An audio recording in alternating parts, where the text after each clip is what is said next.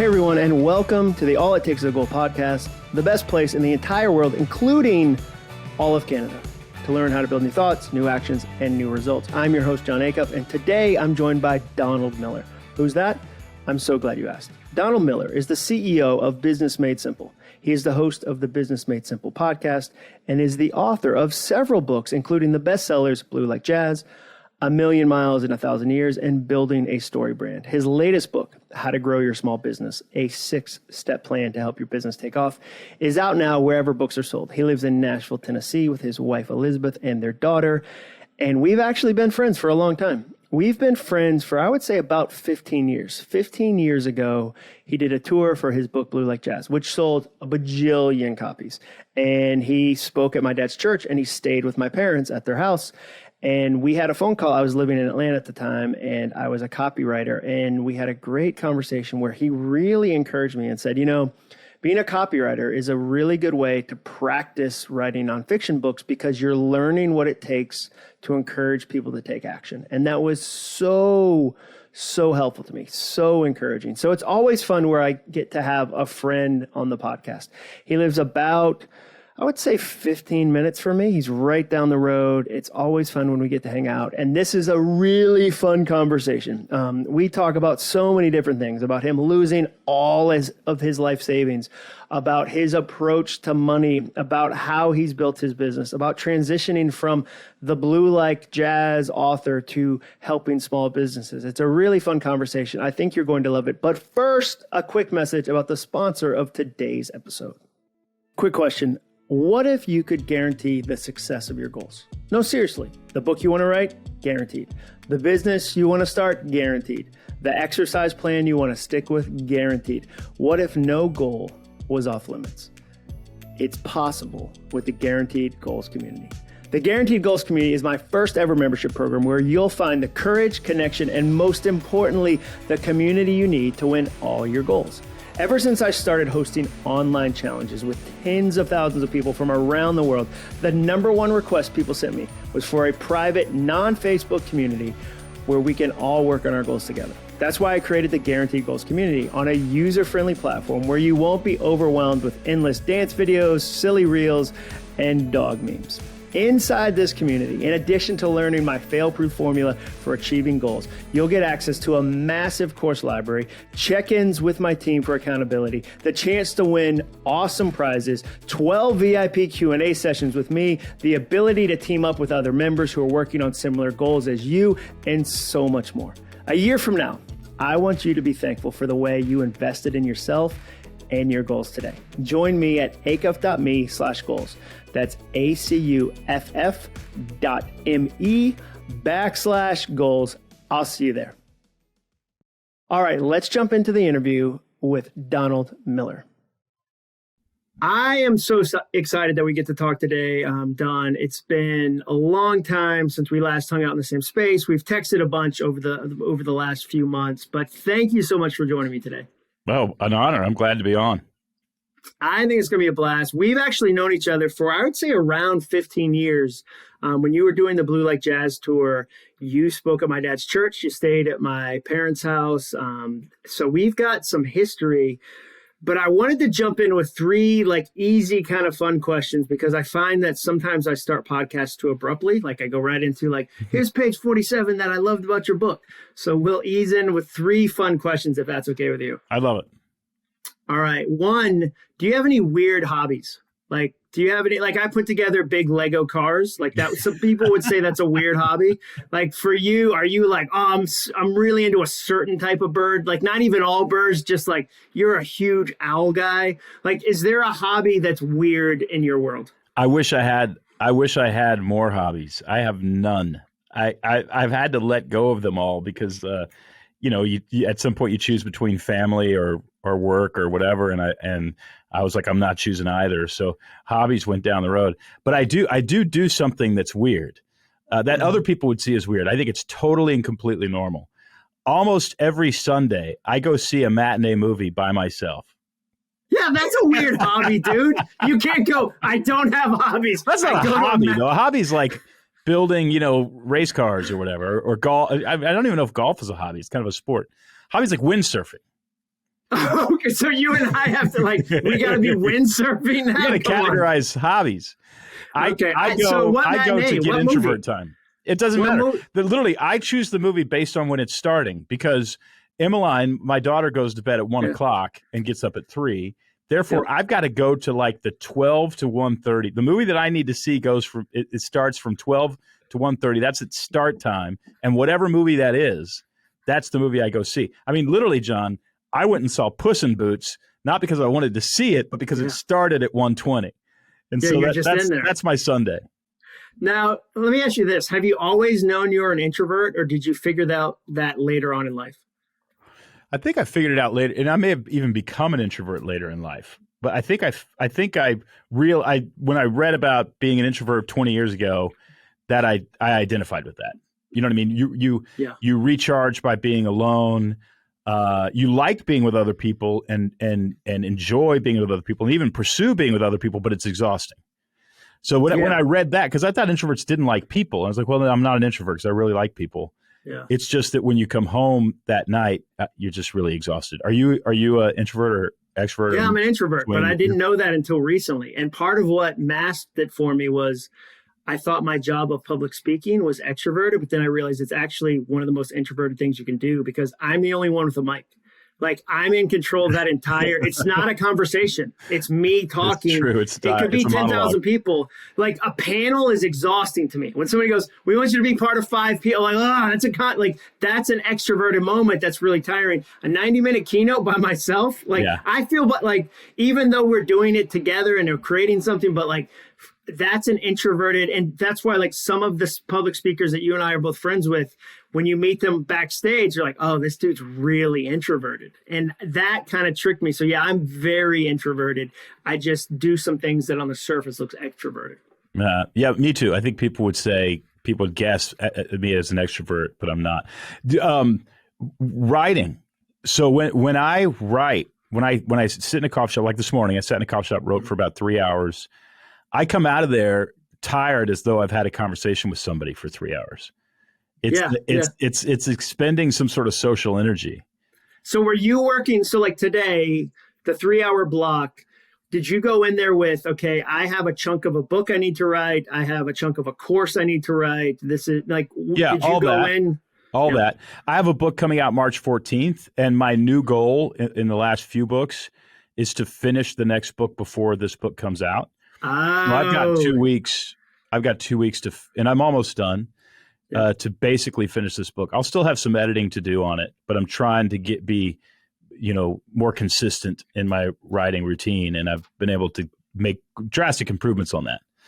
I love that idea. Yeah. The new one is done before because I'm trying to do a book a year. You get busy. You get busy, of course. Yeah, as soon as that book comes out, you're busy, and it's it'll be another year before you sit down and write the book. So as soon as I turn a book in, I'm cranking on the next book. Well, and if I spend too much time away from writing, I get afraid of writing. It gets harder to get back in. Oh yeah, it starts to feel more monumental. Now kind of when somebody misses the gym for a week, they start to get intimidated by the gym. They're like, I don't know if I can go back in there. I don't. And so for me, I need to start. So I'm trying to do one a year, big book, small book. Big book, small book. One book a year is different. It's a serious pace. One book a year. Sizes are different though. A 30,000 versus a 50,000, or a 2-year research, 6-month research thing. Okay. Second question: what's the most Nashville thing about you? So you've lived in Nashville for a while. I asked somebody that was on the podcast, what's the most LA thing about you? And I said, I'm imagining you have a plunge pool. And she was like, they're actually delivering one today. So when you think about a cold plunge. Yeah, exactly. I was like, LA. Is it that you love beats? What is it about LA? No, I think this is going to be a strange answer to this question, but I think the most Nashville thing about me is I'm a win-win person. There are zero-sum personalities and there are win-win personalities, and a zero-sum personality needs you to lose in order for me to win.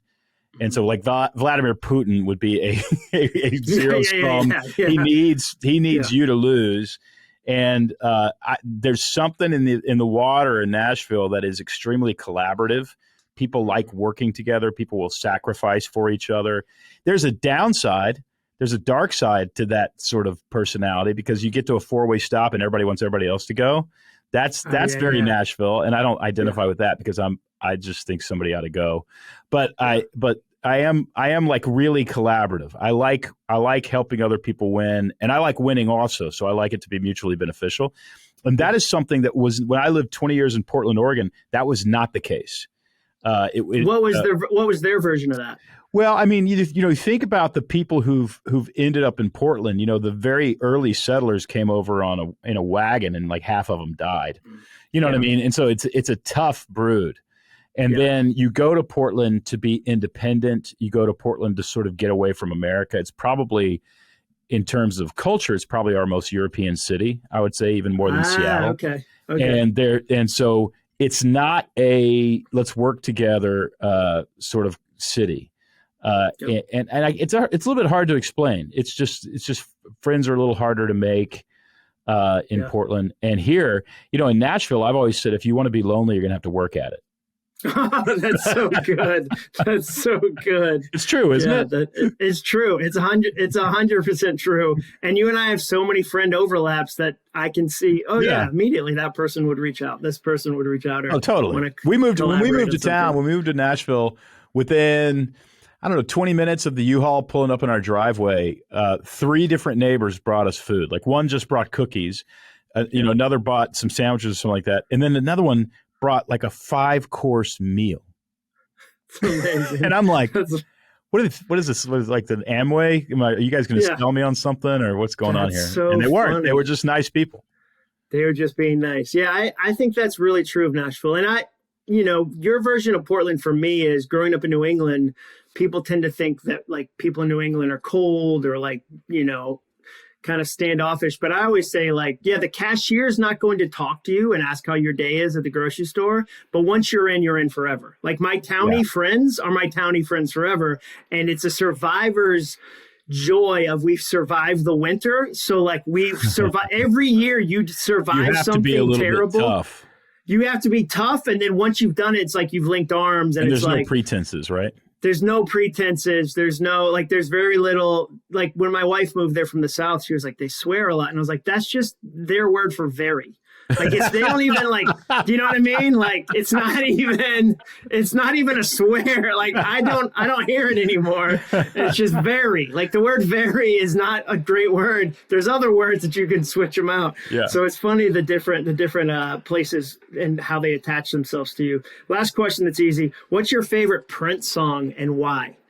Well, probably Nothing Compares to You.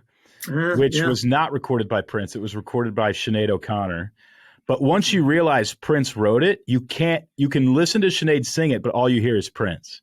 Yeah. Once you realize who wrote that song, it is a Prince song to the core. It's straight out of Purple Rain, probably that era. I'm sure he wrote it during that era. Oh yeah. But that freaking song. I mean, I went to the doctor, and guess what he told me? He told me to.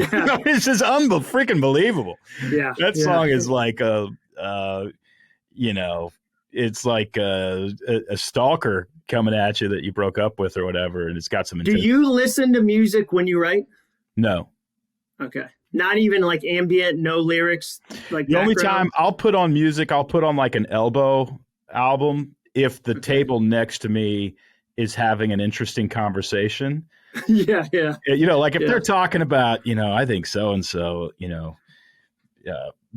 gave this sermon this week, but he was flirting with my wife. I mean, I'm done, right? I'm getting any work done. I'm listening in on this thing.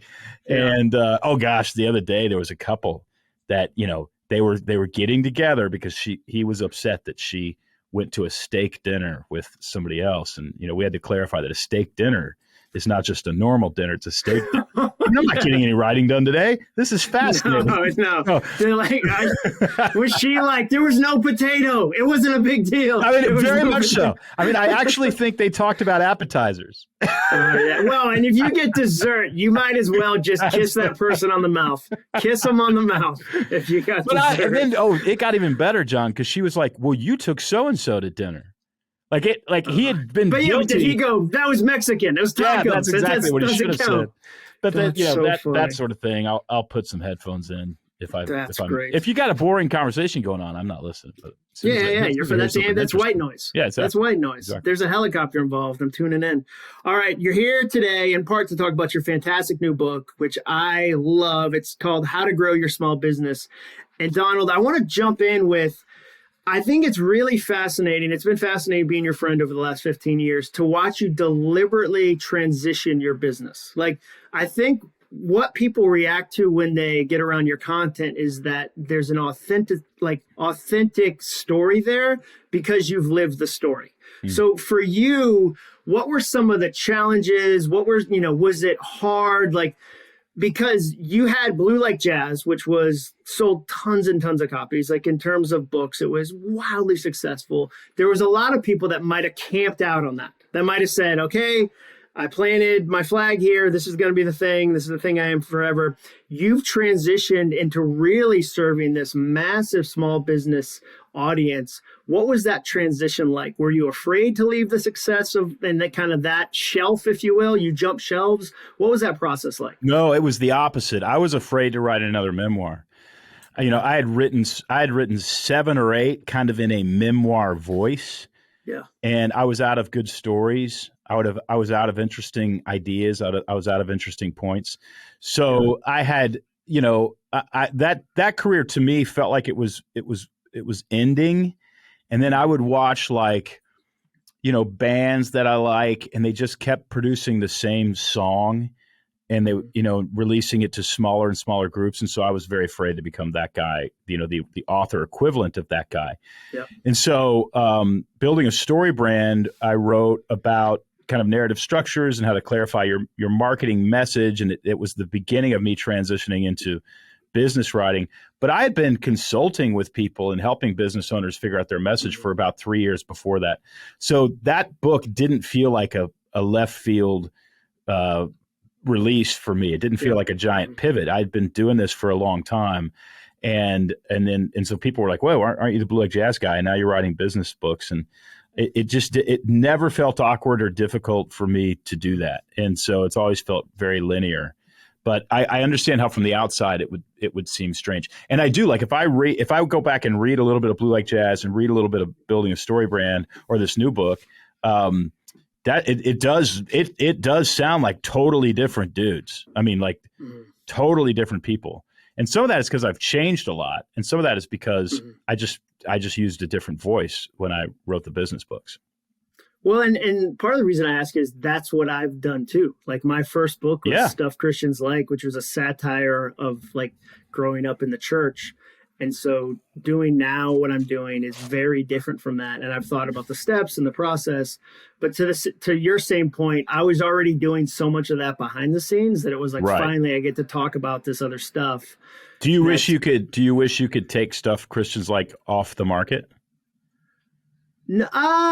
No, because it feels like because I've written, like, my 9th book will come out this fall. It feels like 8 books ago. So I still like the concepts in it.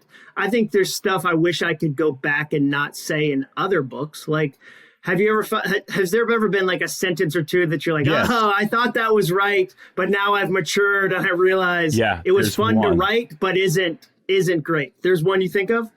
There's one. I'm sure there'd be many if I went back, and I don't reread my stuff after it's published, but there's one. And it was in the book Scary Close, which I wrote as I was dating and finished just after I married my wife. It's about intimacy and relationships. And I said in that book that in really good intimate relationships, you don't keep score. And now I believe the exact opposite. Really? I do. But not from the perspective of like, wait, I'm giving more than she is. From the opposite perspective. Like, this person has been really doing a lot for me. And I think, and I'm realizing I need to catch up because she's putting a lot in my bank account. I'm not putting anything in hers. It's a noticing like you're not stepping up. And I now think that statement that in good intimate relationships, you don't keep score was a bit naive. Yeah, that's funny. Mine is, I said in a book, lucky is a word people who are lazy use to describe people who are hustling. And now I look back and go, that's there's some people who've gotten lucky. But people who hustle tend to get luckier. You got to admit. Yeah. So like there's a middle, I believe, but I don't like the idea like the way it was written was fun to write. There's certain phrases I'll use and I'm like, oh, that's a great phrase. But if I stop and I go, what does it really mean? Now I'm like, no, there were like, I didn't plot my way to working with Dave Ramsey and having that experience. Somebody I didn't know read my blog and suggested that I come speak to their team. Like there were 7 kind of moments that happened that I didn't control. Now I had to write a blog, but now, so I do believe that whether you call it coincidence, blessing, favor, luck, there's things outside of your control that contribute to your career, to your business. Yeah. It's not all like I control the whole universe. So that's, and I see people tweet it sometimes. I'm just like, oh, of all the lines from the book. The most tweeted quote I've ever had is a little bit of prose. And it said, all the trees are losing their leaves and none of them are worried. I said that in some book. And then people started making little placards and putting that on Instagram and stuff. And there was one guy. I was always kind of flattered by that. I was like, I think this is a pretty good quote. That's nice. And then one guy literally commented on somebody else's Instagram who quoted that. He just said, "How do you know?" That's pretty good. And that ruined that quote for me. I was like, oh man, maybe they actually do care. That's funny. That's funny. Have you ever had somebody send you a product that had one of your quotes that you didn't know about? Like it was like a wall calendar, a piece of art. Like I can't remember. I can't remember that.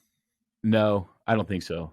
Because somebody sent me a pack of note cards that had something I had said, and it was like Eleanor Roosevelt, Gandhi, and it was like John Acuff. And I was like, finally, we've all been recognized. Finally. And it was like some thank you card thing from like New Zealand, and it just cracked me up. So I love hearing about the transition because it's been really fun for me to watch on the outside.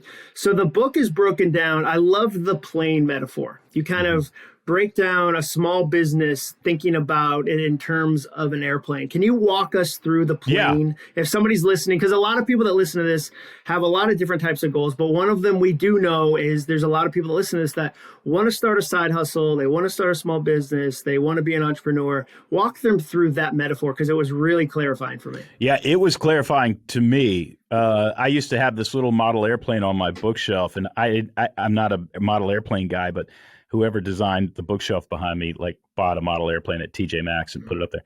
But I was looking at it and it occurred to me, this is really how a business works. You've got this propeller and that's your marketing engine. You've got some wings and those are the products that you sell. And you've got the body of the airplane and that's your overhead.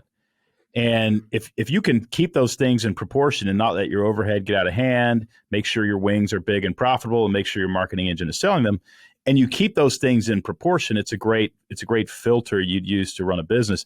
That began expanding in my mind, and we started using it to run my business until it was a commercial airplane. I mean, there was like a right engine. The right engine is your marketing. The left engine is your sales. And you just got to work on those things. You have to go work on your marketing. You have to go work on your sales. If you have a sales team, you got to work with your sales team. You've always got to be looking at your products, your wings, to make sure they're very profitable. And if you have products that aren't in demand or profitable, you got tiny little wings on your airplane. The leadership is the cockpit, and that's where you determine your economic goals, your economic objectives, and then you head toward those. And then kept going. The body was the overhead, and basically operations is labor is what costs you the most money. So you need a system to manage your labor. And then the fuel tanks was cash flow. And if you run out of fuel, you're going to crash this airplane. And 65% of businesses don't make it. And the reason they don't make it is they all don't make it for one reason, and it's they ran out of money. So were they not paying attention or overspending or a combination of the above? All things? All of the above. Okay. Yeah, there's that's a chapter in the book on how to not run out of money. Yeah, and you do it using 5 checking accounts, and so I talk about that in the book. But I started using it as a filter to make decisions. Like if somebody came to me on my team and said, "Hey, we need a project manager over in marketing," I need to know, okay, am I paying that person to sit around the body of the airplane, or am I paying that person to be part of the engine or part of the wings? Because I'll pay a lot of money if you can make product. I'll pay a lot of money if you can do marketing. I don't pay very much money if you're going to push papers around on a desk. Yeah. And that's how and I'm very open with my team about that. And so that's how we've built our business, and really understanding and thinking of my business like an airplane allowed me to go from $250,000 to this year we'll do about 17 million. So it's helped amazing. me. It's helped me build something, and it's less helped me build it. It's helped me not crash it, which is equally important. It's equally important. It's a big part of flying is not crashing. That's right. When people come to you with ideas about their small business, or maybe they already have one, which of the 6 parts do you normally see as like, okay, that's the thing? Like, are people tempted to, they overhire because they want to be able to say at dinner parties, I have 30 people working for me? Or is it they overmarket without developing a really good product, and they're great at, they spend a ton of time on marketing, but not enough on product development? Like, what do you see, with small businesses, it's 2023, that people tend to struggle with? Yeah, there's 2 things that I think of off the top of my head. The first is, I firmly believe that your company will do much better if you have 3 defined economic objectives right out of the gate. Yeah. So basically, you say we're going to sell, 50,000 of this unit, 20,000 of this unit, and we're gonna do 8,000 insurance policies on unit 7. You've got to figure out where the majority of your money is coming from, because a lot of people get very confused about how they actually make a profit. They'll spend a lot of time selling $1,000 product without realizing it's $950 to make it, because they get addicted to the $1,000 check. Mm-hmm. And so you got to figure out where your profit's really coming from, and then your dominant focus. 80% of your focus needs to be on your top 3. And I would give you 4 or 5, except the human brain has trouble processing more than 3 priorities. So 3 is it's a limitation. It's a limitation of the human brain. So that can be divisions. Like you can say men's apparel, women's apparel, babies apparel, whatever. It doesn't have to be specific products. So that's number 1. The second place where I see most people lose money is in their marketing. They spend a lot of money on marketing, but what they say in that marketing is so confusing or convoluted, or you would have had to have been in the room when they came up with the message to even understand it, that it's a total waste of money. A total waste of money. I see that, we built the first leg of our business just solving that problem for people, helping them figure out what to say. Figure out the story. Yeah, figure out how to invite customers into a story. And that's the big one. And that's true for upwards of 80% of businesses that I interact with, including giant ones. Our first clients were Procter & Gamble and then Ford Lincoln. So, I've heard of them. I've heard of both of them. Yeah. You just come to, you're so close to your product, you don't know how to talk about it, and you don't realize, what it is. I was on the phone yesterday with a team that had, it's $100 million CRM company. And I said, why don't your buttons just say start an email campaign on your website? And they said, well, we do so much more than that. They started explaining all the things they did. And I said, how many people come to this website to do anything other than start an email campaign? And they're like, well, nobody, but we want to let them know what they're going to get also. Just cut it out. Just hit start an email campaign. Do you like money? Do you want money? Then put that button on the website.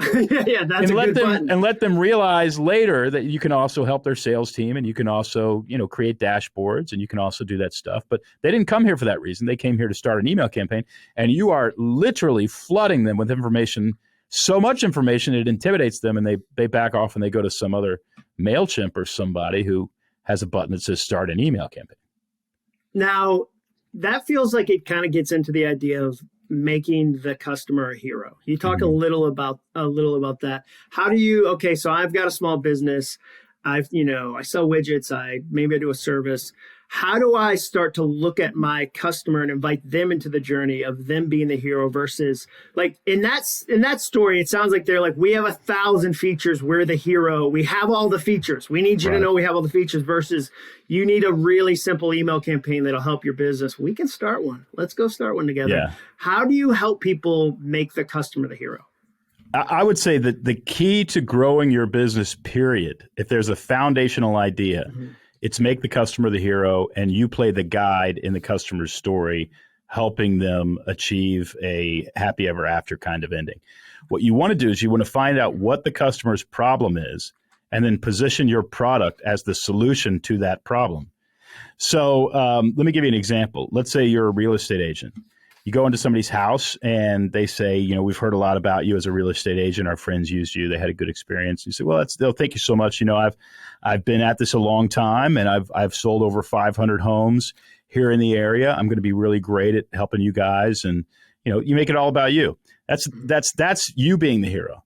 Right. But if they say, hey, we've heard a lot about you, and you seem like a pretty good real estate agent, we're honored to be working with you. So thanks so much. Let me ask you a question. What do you hate about this house? Walk me around. Mm-hmm. And Nancy says, there's only one sink in the master bathroom. It's one sink? Are you kidding me? You're living in a house with one sink? I've seen your husband. He's huge. Right? Then you go to Jim. You say, Jim, what do you hate about this house? There's no fence in the backyard. Twice this month, I'm wandering the neighborhood at 2 a.m. looking for my dog. Mm-hmm. Then you stop and you say, guys, you deserve a house with 2 sinks and a fence, and I'm going to get you one. You will, within 2 months, you will be sitting in a living room of your dream home that you love, and you're going to have 2 sinks, and you're going to have a fence around the backyard. That's why I'm here. Now, that's the difference between you being the hero and them being the hero. If they're the hero, the story is about them. The story is about them overcoming a problem, and the story is about you guiding them to overcome the problem. There are 2 reasons you never want to play the hero in the story. The 2 reasons are, 1, heroes are weak. They're the second weakest character in the entire story. The victim is the only character that's weaker than the hero. Every hero is unwilling to take action, scared to death, in desperate need of help, ill-equipped, and they need somebody to help them. So why would you want to position yourself as that guy, right? Mm-hmm. The other reason you don't want to position yourself as the hero is every person self-identifies as a hero in a story, and we're all looking for a guide to help us. So as soon as you make the story about you, I recognize, okay, you're in a story and I'm in a story, and they're different stories. But when you actually position yourself as the guide, you enter into the hero's story and you help them win the day. So it's really important to understand this concept, not just in sales. It's important to understand it in leadership. If you are a leader, you're the guide. You're not the hero. And it's different. You're here to help everybody else win. Right. And you'll win. You'll win if you help everybody else win. That's how leaders win. It's great. It's important in parenting. Right. You're the guide. They're the hero. You're trying to help the hero win. And I think it's a foundational idea if you want to be successful in business, is you're the guide. The customer is the hero. Yeah, that one for me, because I read the book through the filter. Not only I'm going to talk to Don, that's going to be a fun conversation, but also, what do I need to change about my own business? Like, there was a lot of times where I was like, oh, like the mission statement, the idea of the economic, like I was like, oh, mine's pretty fuzzy. Like my mission statement was pretty blurry. And I told you, because I love the conversation in the driveway where it kind of shifted. Wait a second, I got to get this together. That was a hinge moment for you. Can you share what somebody said to you in a driveway that really sent you down a different path? Yeah, it was a guy that you're familiar with. His name is Bill Haslam. Yep. And he scaled up his dad's company into the billions, Pilot Fuels. And he just happens to mentor some younger entrepreneurs. And he took me under his wing for a season. And we'd become friends, and he was always extremely encouraging. And one day I said, I'd love to scale my business to 100 million. And he just kind of looked at me. He couldn't hide the fact that he just didn't think that was going to happen. Didn't he take his glasses off? He literally took his glasses off, and he said, Don, in order to do that, you're going to have to professionalize your operation. Yeah. And far from being offended by that, I actually, it resonated really strong. I mean, I thought, this guy knows what he's talking about, and he's right. And Bill went on to say, look, the business is limited. If you don't professionalize your operation and install systems and processes, then if you leave, the business dies. And so you've got to professionalize this thing, because there's no way you scale to 100 million, because you do not scale to 100 million. You might scale to 5 million. At the time we were 3.5 million. So I installed the systems and processes that I wrote about in this book for leadership, sales, marketing, product optimization, operations and management, and cash flow. those are the 6 processes that we installed in our business. And like I said earlier, my business went from 3.5 million standing in the driveway there to about 16 and a half. And all because we made things really orderly and organized. And now my business mostly runs like a dependable, predictable machine. There's always times when you have to go in there with a wrench and fix something, but it runs pretty well. So I'm very grateful that Bill told me the truth. Yeah, I texted you when I read that part in your book that a business coach reviewed what I was doing and told me that I was accidentally successful. And that was not a compliment. The last word is very complimentary.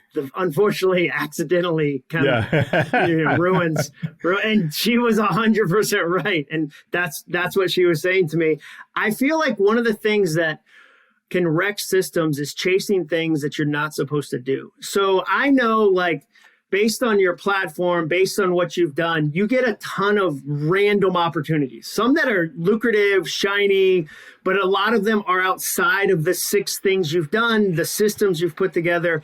How have you as an individual, but also as a leader of a company, gotten better at saying no to things, to say, no, that's fun. That might stroke my ego. Like that person that's a famous person that wants me to do something with them, but I'm not going to do that because it's outside of it. How have you held your team to the systems you have in place and not gotten distracted by all the things you could do? Yeah, well, you of all people know, John, that listen, the more you say yes to, the less you have actually set goals. Yeah. Right? You don't have a mission. You haven't defined anything if you're saying yes to everything. And so, for me, it's being, my goals are very, very clear. I want to scale this company. I want to try to get to 100 million. I want to leverage the finances of that to put into a political movement that tries to bring together the middle, center left Democrats and center right Republicans. In order to do that, I mean, we actually have legislation that's been white labeled that I could bring to Congress. Like, I really want to do that. The only way I can actually do that is if this company makes a truckload of money. And so to me, like, I've got to own small business coaching. I've got to own it. And this book is a big part of that. And we certify coaches. I know exactly what I need to do. So when somebody offers me a big advance or big honorarium to go speak in Sweden, and it's and right next to the campus, there's a beautiful waterfall, and you're going to love it, and the food is amazing. I don't have a business in Sweden, right? And it's so it's like, that's not going to help me achieve my goals. And so as hard as it is, I actually have to say no to that opportunity. And we do. In fact, I don't even say no very often. My assistant knows never to ask me. Yeah, because then you might be tempted. Yeah, I don't want to be right? tempted. I don't want to be tempted. So, but what I want to do is I want to accomplish this, and I can't do that and go look at a waterfall in Sweden. So the more defined your goals are, the more that you will spend, the more time you'll spend saying no. And that's when you really start making progress, when you start saying no. Now, this is just a super practical question, but how have you protected your writing time? Because I asked Adrian Zackheim at Penguin once, like, what do you see? Where do writers go wrong? Like, where do they go wrong? And he said, well, one of the things I see, and he, edited Good to Great, discovered Jim Collins, like just this genius. And he said, well, writers, they write a book, it does well, and then they get to do 20 other things that aren't writing, and then they get stuck there, and then the writing is the last thing they're doing versus. So how have you, because I think somebody listening to this might go, you know what, my goal is to be healthy. And for my mental health, I need to always get a good walk around the neighborhood for the endorphins and get some sunshine, but they get busy and that thing gets pushed out. Or as a parent, it's easy I always say, are my kids getting the best of me or the rest of me? Unless I'm intentional about pouring time into them, they're going to get the rest because work and other things will ask louder than my kid will. So how do I balance that? So how does somebody, and using you as the example, how have you protected writing time? Because theoretically, you could never write another book again and keep a lot of this churning, but you've deliberately said, even though I'm the CEO, even though I'm the founder, I need the 3 hours at the coffee shop this morning. I'm going to protect that. How have you done that? I told my assistant, first of all, I don't handle my own schedule. So anything that I need to get on my schedule, I actually email my assistant, and my assistant finds a place to put it on the schedule. But they also know, my assistant also knows that from 7 a.m., to basically 11, but I prefer 1 p.m. You really just can't book anything. That's booked. I'm at table 704 at a coffee shop in Nashville, Tennessee called Stay Golden. I order the exact same thing. I love that. Yeah, love that I order the exact same thing every time. I'm probably there average of 3 days a week, but mostly 5 days a week. Sometimes if I travel, I'm not there, obviously, but I'll ride on the airplane if I travel. So my mind is now trained to wake up and want to write, similar to runners or somebody who goes to the gym. That was really, really important to me. And I've kept that up for, 2 or 3 years. I didn't get married until I was 42, John. Just kind of, it took me a long time. And then when I was 49, became a dad. Everybody told me, look, as soon as you have kids, you're not going to get any work done. And I was pretty serious about two things. One, I'm going to get work done. And two, my family's not going to pay for it. So from 7 a.m. to 11 a.m., I write. And after 5 p.m. and most often after 4 p.m., that's family time. And I've been able to commit to those two things and actually get 50%, not 100%, but 50% more writing done now than I used to before I became a dad. So it works. But the key is it's just routine. It's just habit. Yeah. And it does not take long, but you literally have to fight everybody to not grab that 10 a.m. slot or that 9 a.m. slot. And even though I'm just religious about it, I still have at least twice a month some 10 a.m. interview that I'm on, or we're filming something or some live cast. That those would be the things that I get broken up for. But that's kind of it. And it's a constant conversation that you have with your assistant. Just don't put anything before 11 a.m. And it works. Well, yeah, for me, the phrase I started to say was breakfast is too expensive. Like if somebody goes, hey, I'd love to pick your brain. Let's grab a coffee. I'm like, nah, breakfast is too expensive. Right. I'm like, you want to go on a walk at 4 p.m.? Great. Let's go to Percy. We'll walk around. We'll talk next to each other. Fine. But the 8 a.m., it's too expensive. No, I can't do it. It's too expensive to even go speak somewhere. I mean, unless that flight is lined up where I can write, and I get a lot of writing done on airplanes on the first flight, then that time is still, I consider it protected, and I can go write. I mean, I can go speak, but other than that, I try not to speak even. I get it a lot done on the way there, not on the way back. The way there, I'm crushing. On the way back, I've done the thing, and so I'm tired. So I've got just a handful of more questions, and then we'll wrap this up.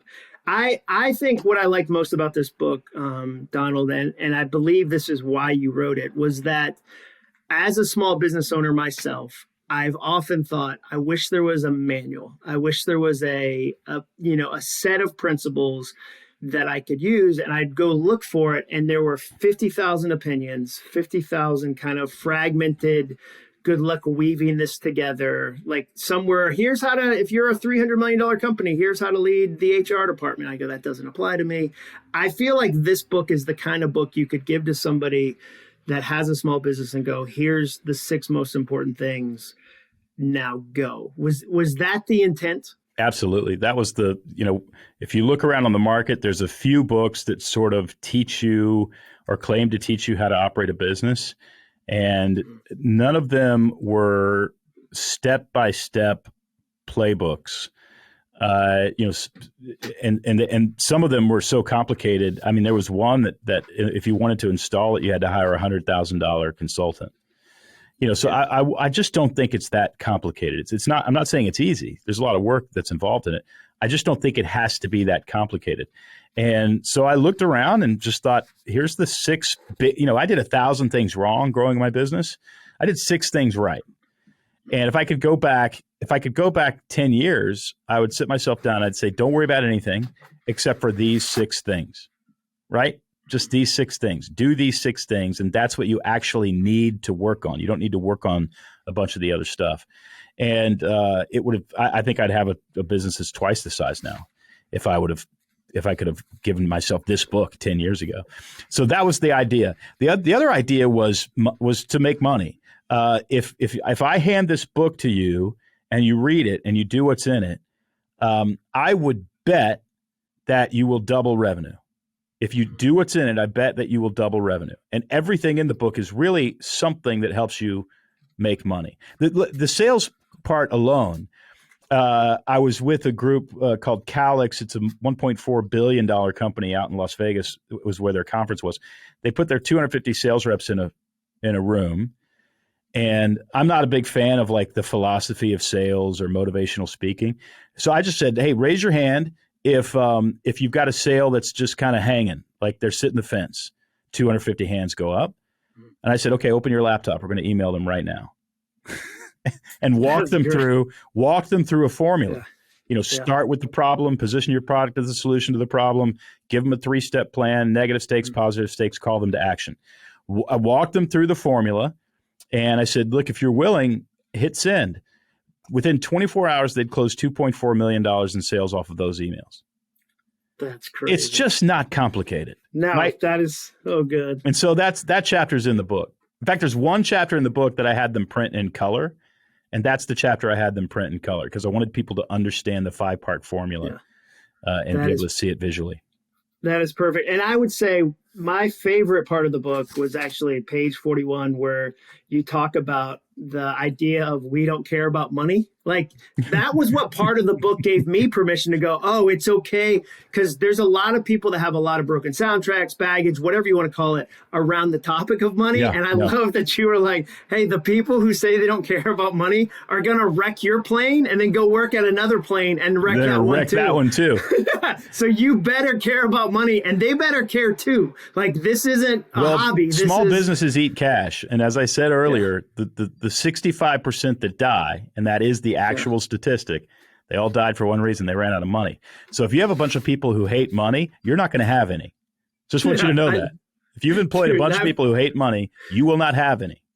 And they'll take a paycheck from you to sit there and hate money, your money. Well, where that got me, dude, was all the times I've been in meetings where we'll go, what are our goals? And people mention 17 varieties of impact or world change and no finances.